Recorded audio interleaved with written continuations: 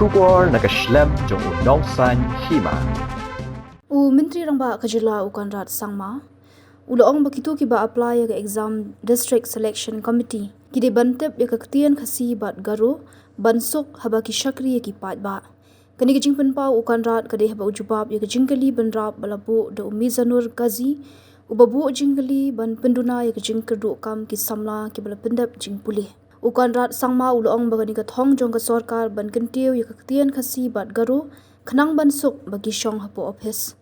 Uliyat ho baga sarkar jila klepenmi bahagi school lower primary ki khna ki ban pule ya Ktien Khasi bat Garo khnang ban sngut ho markelyang. Ula pentebru bawat ulam phang ula ajingmut ban pendong ka program lagadai sansngi nish phosngi ban hikai Ktien Khasi ki MLA Garo bat ka Ktien Garo ya ki MLA Khasi. I would like to thank our Honorable Chief Minister, sir, for his reply and initiatives to reduce the unemployment of the state. Through you, sir, may I know from the Honorable Chief Minister, what is the unemployment rate of the state during the last 3 consecutive years, and which shows whether the PLFS or CMIE, the state government officially released upon for policy formulation, monitoring and evaluation of employment interventions.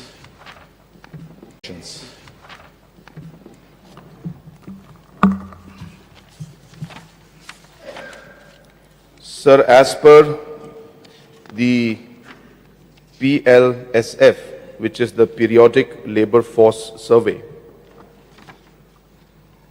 the unemployment rate in Meghalaya from 2021, 2020, so last 3 years, I don't have the exact last 3 years, but I can give from 2022 and 2023.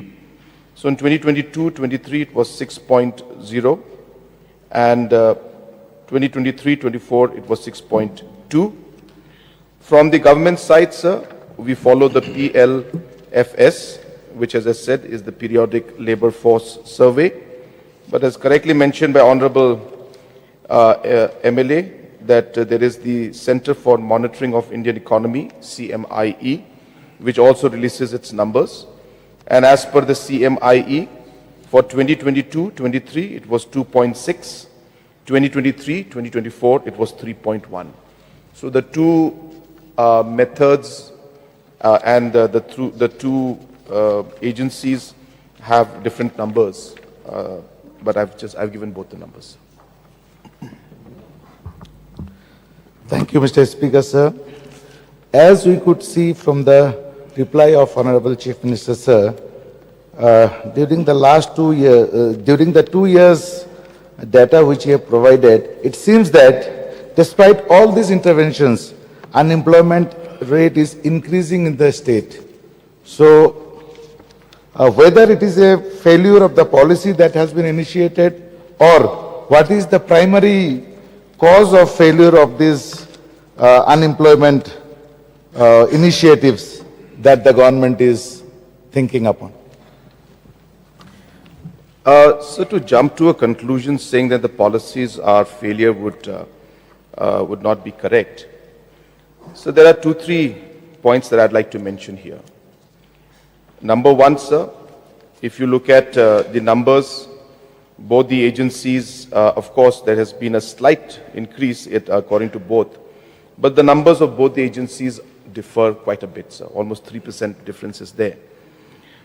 So therefore, sir, numbers, of course, surveys are done, but these are always surveys that are done at the basis of the kind of sample size that they collect. So it can differ, sir. That's number one. Number two, so the programs that we have had, and of course, as per the RBI norms, so we have mentioned in the last few days, I have mentioned to the House, that approximately 3.6 lakh job opportunities have been created because of the interventions that we made. Maybe the numbers could have been higher if we had not started these programs. Have these programs achieved the full goal that we would want? Maybe not, sir. Does more need to be done? Maybe yes, sir. So it's a process we are following, but we are very sure that we are on the right track. We are very sure that the work that we're doing is having an impact. As I mentioned, sir, about 3.66 lakh job opportunities have been created in the past. And also, sir, we also have to note that the population in Meghalaya is very much a young population. So compared to most of the other states in the country, and looking at the national average also, Meghalaya is much younger than the rest of the country. We have 50% of our population which is below the age of 20. So that's a large number, so about 18 lakh youths are there in that number. So these kind of multiple challenges are there.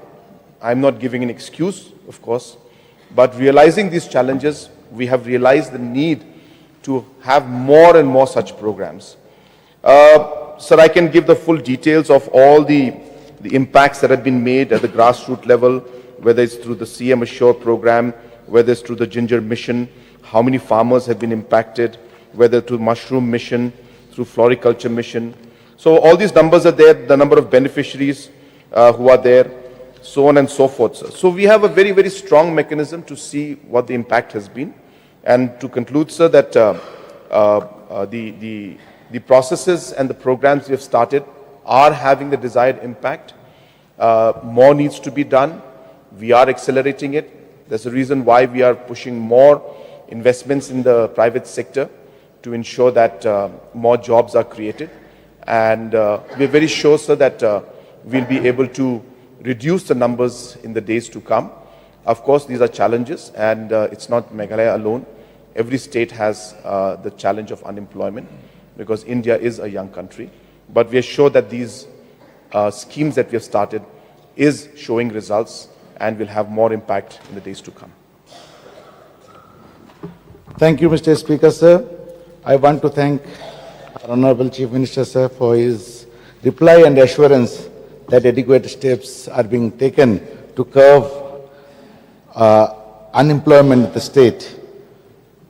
Among the initiatives that have been taken, may I know from the Honorable Chief Minister, sir, through you, that how many beneficiaries are there under the focus scheme, what is the amount sanctioned, and whether there is any measurable impact on unemployment through this scheme? Sir, under the focus, about 140 crores has been sanctioned. There are 22,500 PG groups who have benefited, and 2.1 lakh individuals have received the benefit. Under the Focus Plus, 121.7 crores has been sanctioned and released. 1.5 lakh beneficiaries have benefited from this. And yes, sir, the outcomes are there, and different FPOs that are there, the producer groups that are there, they work continuously to ensure that the group that they have, the producer group they have, are able to enhance their production through the support that they get from Focus. So Focus, sir, is more of a fund that is given to groups and to the individual members of those groups to ensure that they are able to have that working capital in terms of small needs that they require. Sometimes a farmer or a group are not able to even buy planting materials. So if there's a group of, say, about 20 people in a PG, they get about 1 lakh rupees. With that 1 lakh rupees, they're able to buy seedlings. Sometimes they need just money for transportation of their product. This money helps them. Sometimes they just need to buy a pipe, to water their plants. Sometimes they just need gunny bags to store their products, or even a small storage and a cover. These are the kind of things that can be done with this Focus money and Focus Plus money. And we have seen in the grassroots that farmers have benefited. A lot of the farmers have even given testimony to share that because of the money that they got from Focus and Focus Plus, they were able to double their income as a group and as individuals, sir. So desired impact has happened. and we are very sure that more impact will happen in the future. Thank you, Mr. Speaker, sir. Through you, may I know from the Honorable Chief Minister, sir, that whether there are any measures that are in place to ensure that self-employment schemes are accessible to youths from low-income households or who may not have collaterals or guarantors or prior business experiences. Yes, sir. In fact, our flagship program called CM Elevate. This is a program, sir, which is helping all people from all levels in society, from all communities, and especially people from the weaker section, economically weaker section of society. So under CM Elevate, it is very simple to apply for this. In fact, since it was so simple to apply, we got, in matter of 20 days, we had about 22,000 applications we received. Whereas our target for the whole of 3 years was 20,000. So we thought we'll do 5,000, 10,000, 5,000 like that. But because the process of application was so simple and so easy that people could access it online, we got close to 20,000 applications within 20 days of the portal being open, which then led to the portal being closed because we had to first process the ones who had applied. So it's a very simple process, and there are many schemes. Again, CM Elevate is the umbrella scheme, but under the CM Elevate, you can have the tourism prime vehicles, you can have the poultry farming scheme, you can have the dairy development scheme, you can have the motor caravan scheme, you can have piggery development scheme, you can even have sports and wellness schemes. So there are many schemes under this CM Elevate umbrella scheme. And as I said, people can apply very easily through the portal. And to access that portal, you just have to go to Meghalaya One portal. And all the government schemes, not just CM Elevate, but all the schemes that I just mentioned, all are there directly in the Meghalaya One portal, sir. So honorable members, as well as and the public at large, can visit the Meghalaya One portal and they can go through these different programs and apply directly online. Thank you, Mr. Speaker, sir. Your last question. Yes, sir. Sir, through you, I want to appraise the Honorable Chief Minister, and in fact, I want to appreciate the Honorable Chief Minister, sir, for his initiative in implementing the local language proficiency in government job sectors according to the districts. At the same time, I want to express my concern that in different districts, particularly in the West Garo district, Plain Belt area, plus the adjoining hillside area, the schools does not have either the sanctioned post of local language or the sanctioned teacher or the infrastructure for local language. So, as a matter of fact, the youths of that area is losing on jobs and unemployment is heavily rising in that area. So, may I, through you, request the Honorable Chief Minister, sir, to kindly provide adequate infrastructure for the local language proficiency in that area, number one. And number two, to kindly allow that much time frame for those youths to gain that local language proficiency and to allow that much time so that they may be able to compete in the government sector, whatever services are advertised. May I get an assurance from the Honorable Chief Minister, sir, regarding this? Thank you.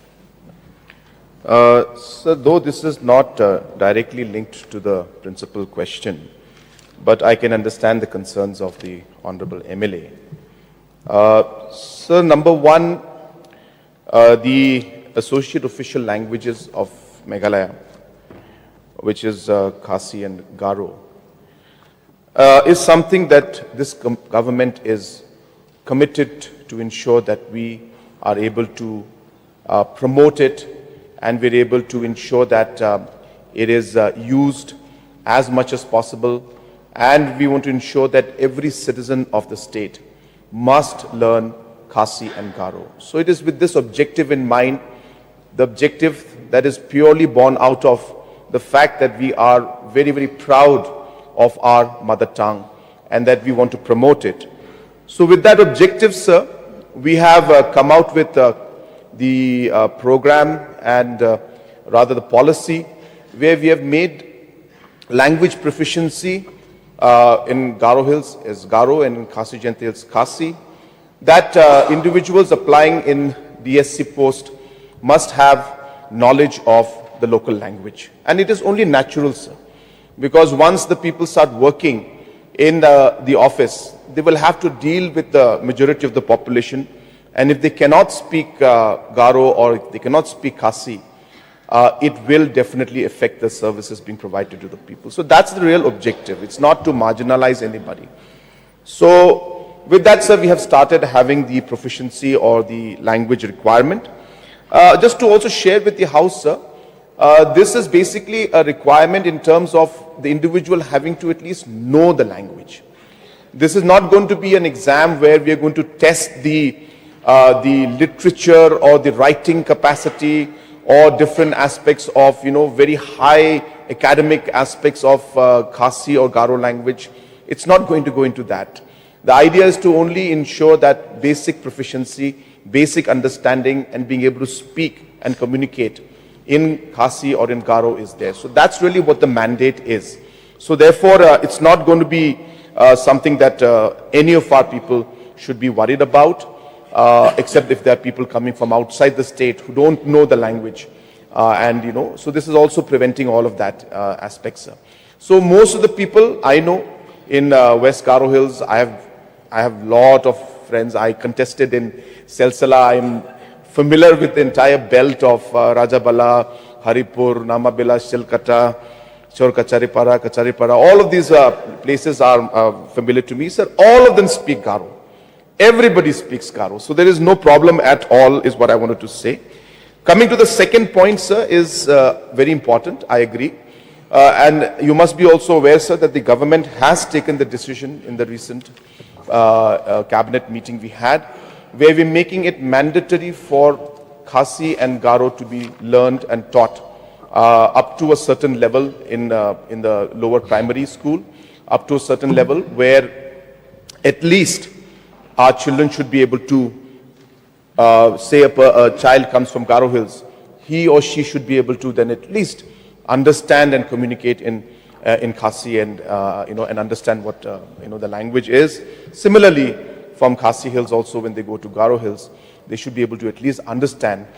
So that is being done at the grassroots level, and we have designed the textbooks in such a friendly manner that the same textbook has got the English version, the Khasi and the Garo version. So therefore, it's a very simple, it's not again, as I said, going into hardcore literature or different subjects of the language, but just basic knowledge to be able to communicate in that language. And sir, I had had a discussion with you, if you remember, and I had also urged you, sir, that it would also be nice if we can have some classes for our honorable MLAs also, so that we can at least have some kind of a crash course for 10 days, 5 days, 15 days, 20 days, or some system through the assembly where our MLAs from Garo Hills could also learn Khasi, at least to be able to communicate, and our friends and brothers from Khasi Hills also could learn a bit of Garo.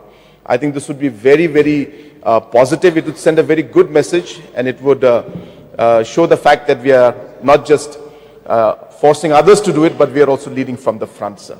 So that is what the objective is. Let me assure all our members that this particular examination and proficiency is being done from the objective of ensuring that whoever goes for a government job must speak the associate official language. It is a must, sir. Without that, you will be not doing justice to the people. And as I said, it is a proficiency in terms of just language, knowledge, and be able to speak the language. It's not a very tough exam or subject which will be looking at details of subjects and literatures of Khasi and Garo, sir. Just basics communication in these languages. Sir, Mr. Speaker, sir, just one more clarification I need, sir. No, you have already, Just one more, sir. Just in due course of Honorable CM Sir's reply, clarification you can take. just one clarification, sir. As Honorable CM Sir said, that it's just a, like it's nothing difficult, just the speaking part of it. I have one office advertisement issued by the Commissioner Secretary to the Government of Meghalaya Personal and Administrative Reforms Department dated 12 January 2026, wherein regarding this one advertisement is there, and the syllabus is grammar and composition in Garo language. I'm talking about Garo Hills language. Grammar and composition in Garo language. Full marks is 100, pass mark is 40. So I don't think it is just a vocabulary. It requires, skills. It requires to learn the language, sir, if we have to know the grammar and composition. So may I, through you, may I request the Honorable Chief Minister, sir, that at least till the infrastructure is being developed, I want to reiterate the House that I wholeheartedly appreciate and support the initiative taken by the Honorable Chief Minister, sir, and the government as a whole to implement local language proficiency. At the same time, looking at the present scenario wherein government has not even given the adequate infrastructure to promote the language in the entire area. So I would like, through you, Mr. Speaker, sir, I would like to request the Honorable Chief Minister, sir, to kindly give the infrastructure at the earliest, number one, and number two, if some time could have been given to them to learn the proficiency, language proficiency, so that they are also not deprived of the government jobs as advertised. Thank you so much, sir. Sir, again, as I said, it is not meant to deprive anybody. It is only to ensure that the language that is spoken by the majority people in that region is understood by the person who's going to work in a particular government office. And I think, sir, there is nothing wrong in that. So therefore, the question of giving a space to that, sir, does not arise. This has already been decided. We cannot change that right now.